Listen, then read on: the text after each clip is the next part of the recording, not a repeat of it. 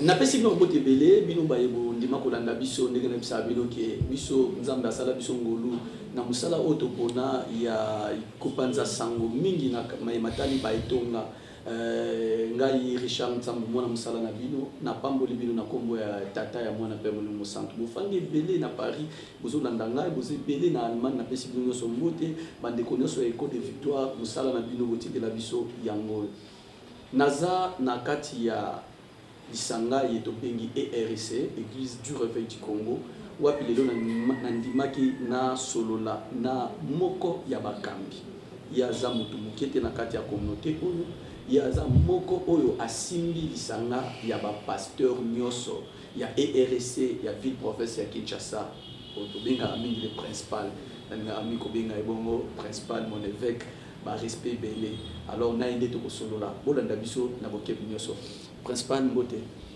mbote papa Richard santé Nangolo Nzambe toza très bien merci. OK. Ce qui n'a mina zoyo mwata ngoyo na biko za pena na tangu mingi te c'est lié par rapport ya musala. Nani d'abord na babanda ozwaki ebonga oyo parce que lelo yonde muto so kamba ba pasteur nyonso ya ville province à Kinshasa isa boya. Oui, Nangolo Nzambe tozali wana lokola président provincial et évêque principal ya église réveil ville de Kinshasa. Boni sangwa ERC. ERC kitoko. Kitoko makasi. Nangolo Nzambe vraiment des choses évoluent à merveille. Yo moko ozali na ba plénière na biso.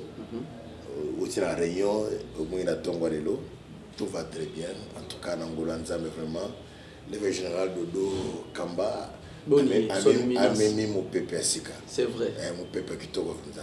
Vous assure. Papa tika yolo bete.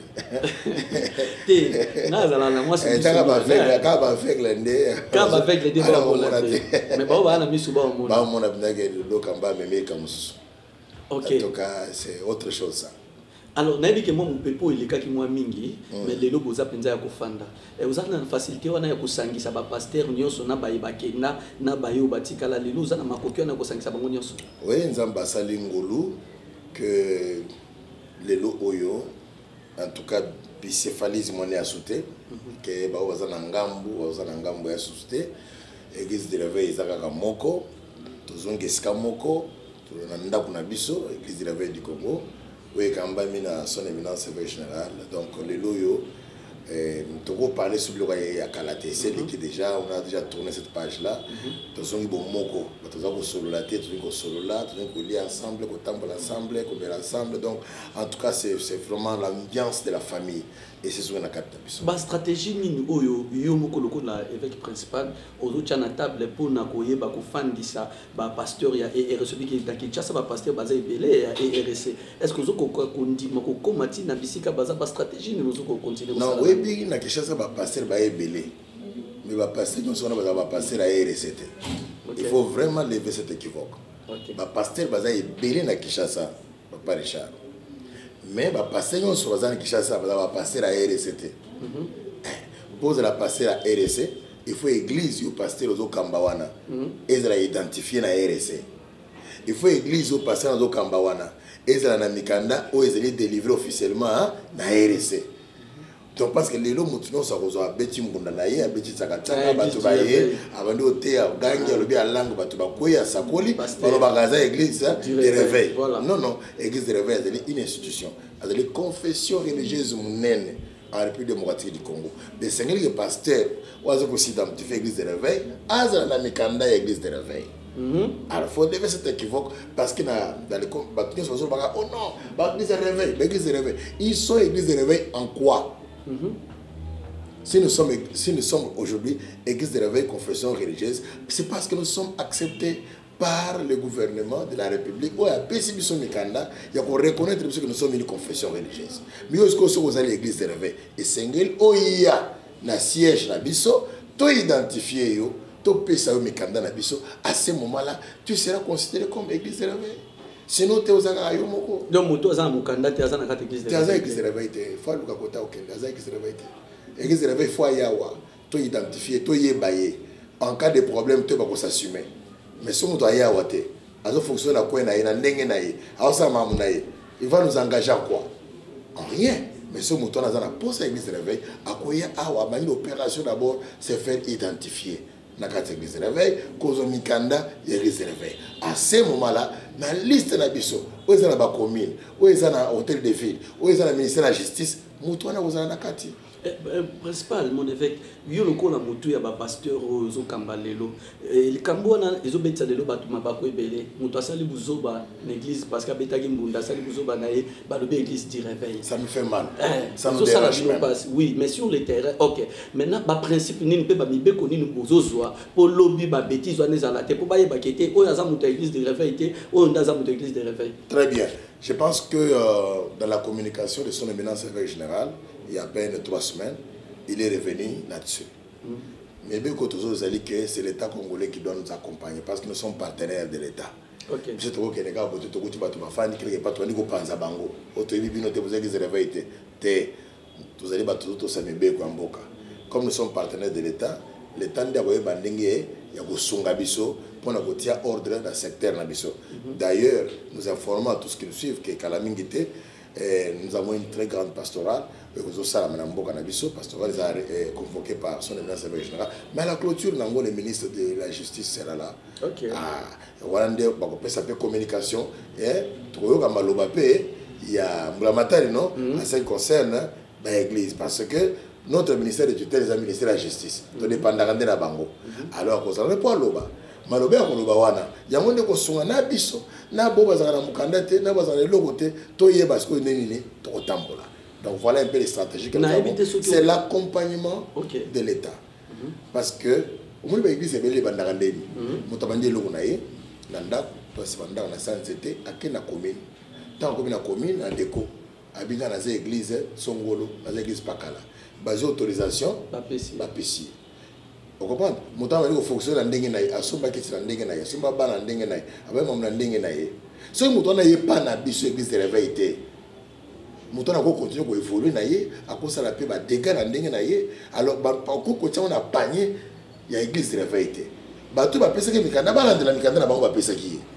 Mais s'ils veulent faire de l'église de réveil, il faudrait que cette personne se retrouve bel et bien dans la liste de l'église de réveil. Tu identifier, tu PC mikanda. C'est comme cela que les choses marchent. Ok. Na lingi lelo penda na zo penda bangonga mingi te nazo ke na l'essentiel. Oye ozu bonga ya RC comme principal ya ba pasteur nyoso ya ville province à Kinshasa. Ba difficulté ni oyo kutaki pe les lozo relever défi na yango.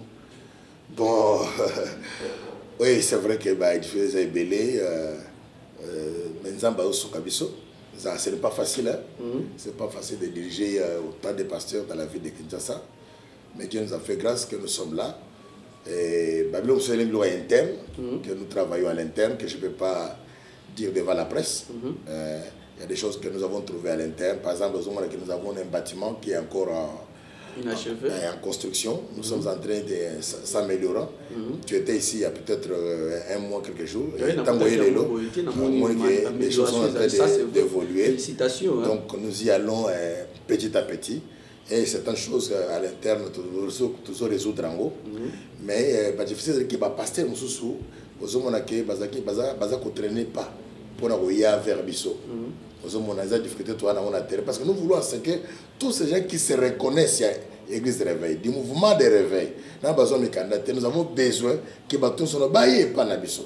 Mais moi, les citations, moi, lourdeur, mais nous prions Dieu que les bâtiments se va comprendre. Et d'ailleurs, je vous informe qu'il y a beaucoup de pasteurs qui n'étaient pas à l'église de réveil du Congo.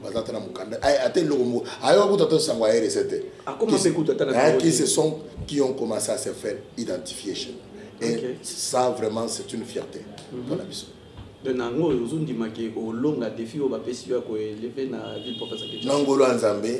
Nous allons faire ce que Dieu voudra faire avec nous. Et après notre temps, peut-être quelqu'un d'autre aussi viendra. Pasteur, il y a l'église du réveil na Congo, na ville à Kinshasa, Congo en général, au Limbisanga, Azala Lokola Mutupamba. Tamba pasteur, pasteur, batalokuta, makéoniste. Mais les lois ont mukumba wana. Et l'eau connu nous ozomona ke okusala pona kopesa ba valeur et ba valeur ya ba pasteur. Et l'eau to sala ya munene d'abord ezali même Jésus, à son temps, tout le monde ne l'a pas accepté. Oui. Mabanga ba bétaillé. Bien sûr. Baloba qui a maman à Berzeboul. Mais il est devenu le roi des rois. Oui, c'est vrai que nous avons commencé dans ce pays. Nous avons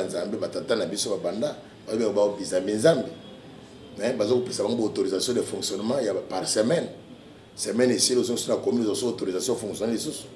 Les autres ont mis temps. Les autres ont mis confession religieuse. Nous avons respecté, nous avons mis bonga. Une fois dans Mboka. Beaucoup de lolendo nango. Les gens lolendo te. Ils allaient appeler le monde au Canada, mais les lots quand même aux UP pour. Mais oui, ça dit que l'église réveille. Ils ont ça la bien. Et c'est bon.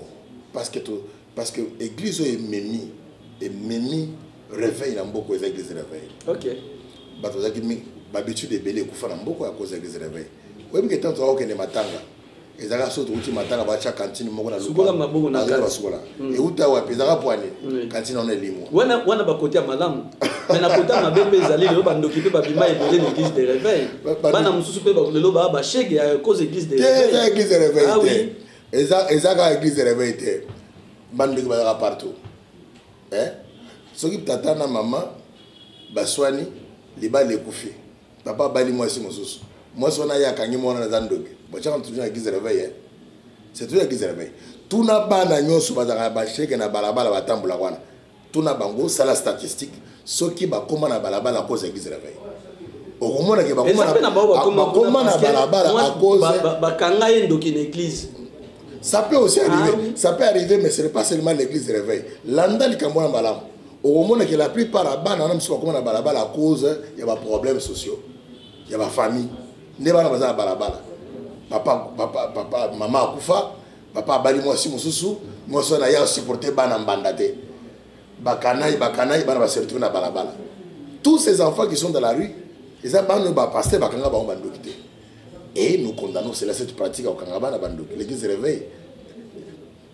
Azana batonate, azana makambonate. Si quelqu'un le fait, parce que la plupart des gens qui font ça, bien pour bien bango toujours l'église réveille. Est-ce que vous êtes journaliste? Au côté de la gâteau, on a mon côté à Kangaba. C'est là. Il faut passer à la preuve.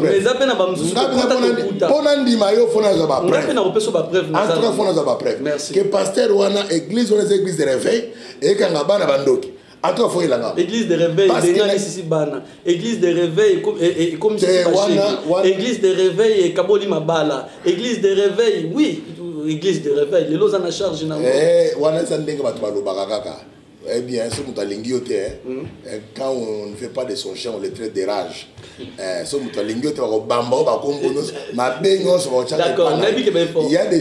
y a des gens qui n'aiment pratiquement pas l'église de réveil. D'accord, on a dit que l'information plus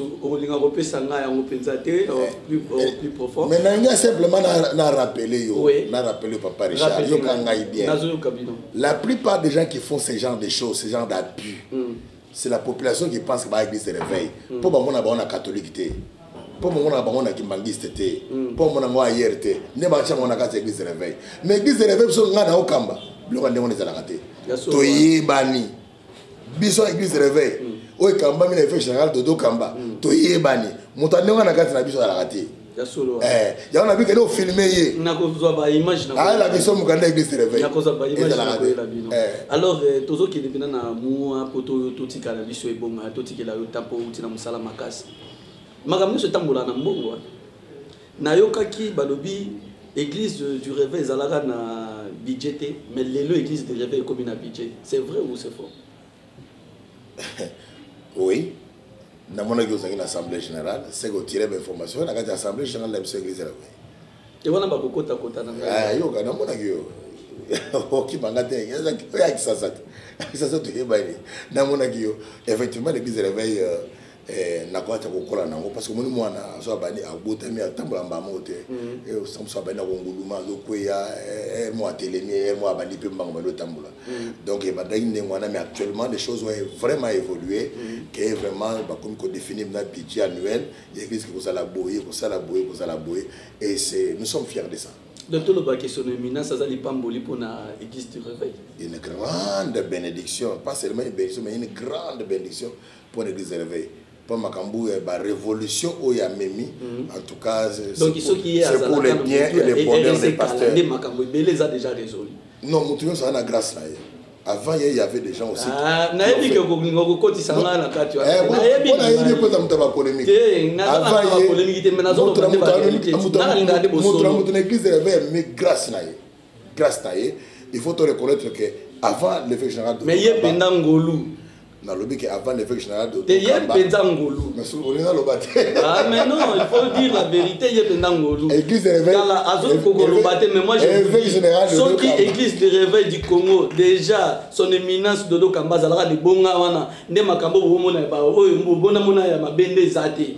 Pour nga nazo bisabino nayoki makamba ba budget, nayoki makamba ba prise en charge ba pasteur, nayoki makamba ba makambo ndele nayoki wana, c'est-à-dire ani pamboli.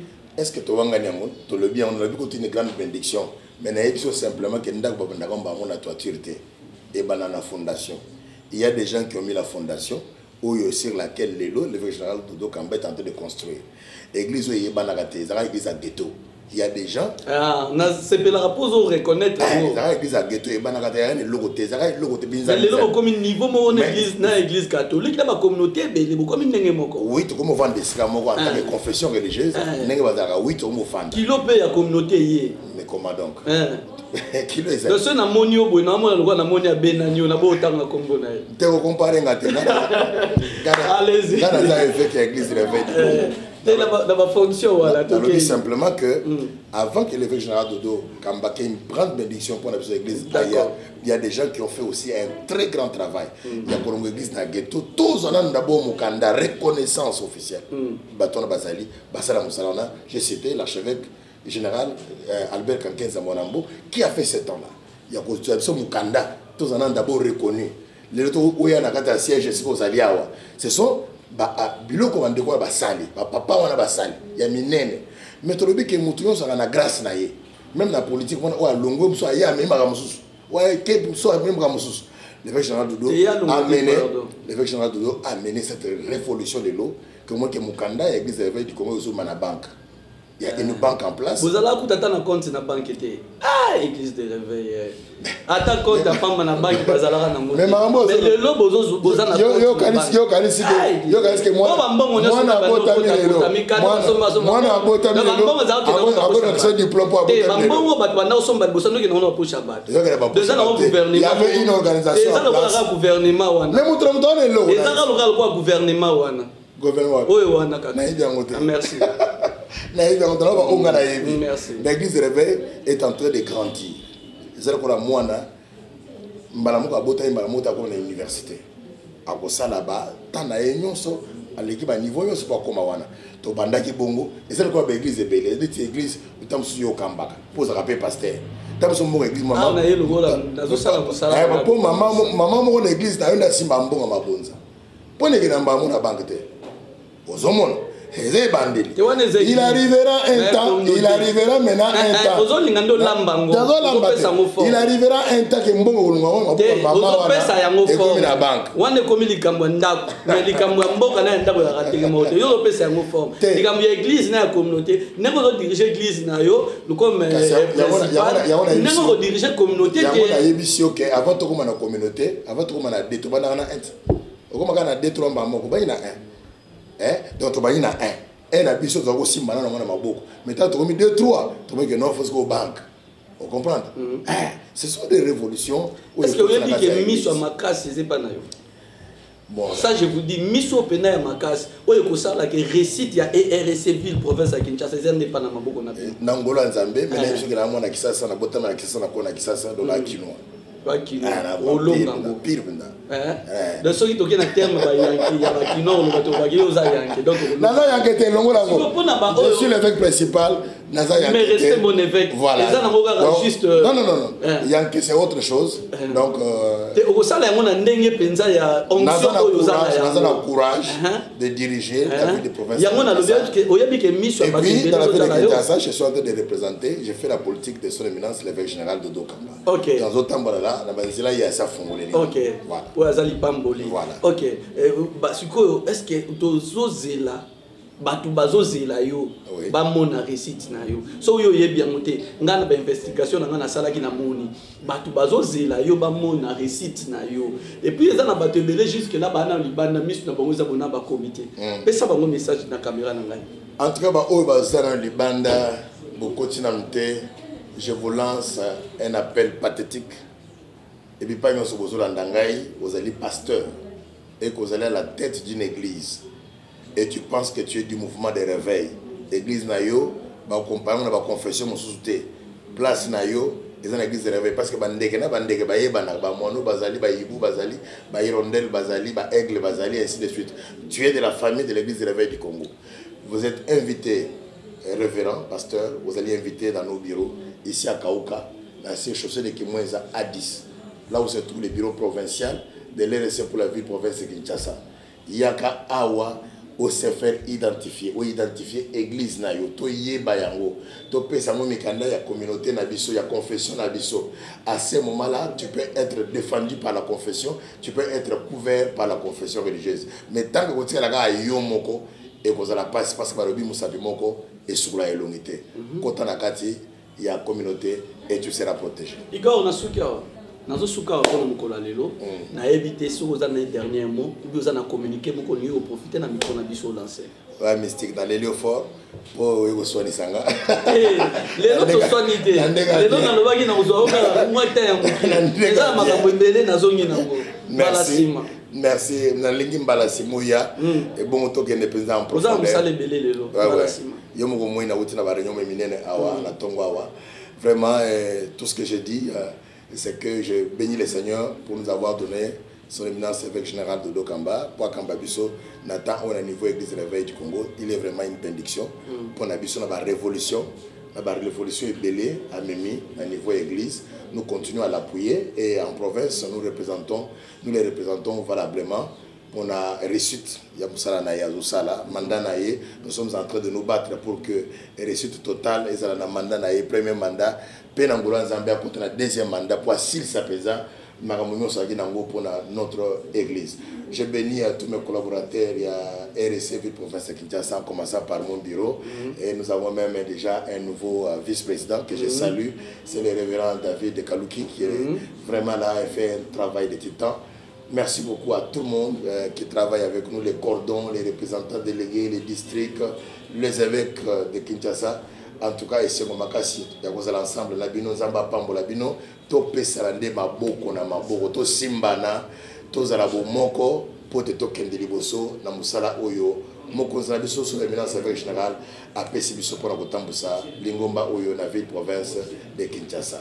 Vraiment, je vous remercie également, Bino Nyonso, depuis quand même les locaux interviennent dans le bureau.